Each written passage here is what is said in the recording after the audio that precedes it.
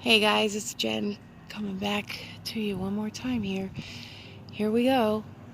That right there, my friends, is the trajectory line of a CME, coronal mass ejection, also known as a solar flare.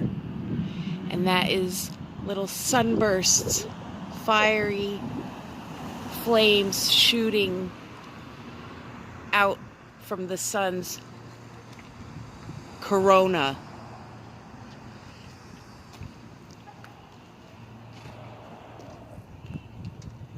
So this is northeast Pennsylvania. It's Monday, March 2nd, 2020. And right now it is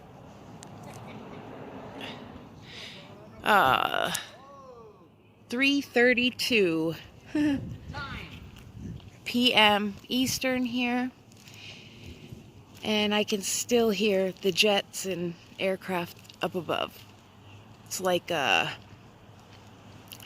on stage when they wave those thin metal panels that sound like weather patterns, you know, like thunder. That's what it sounds like, that rumbling of that aluminum or something.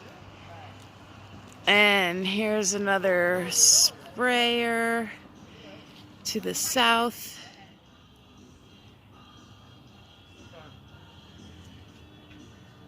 And we still have the lines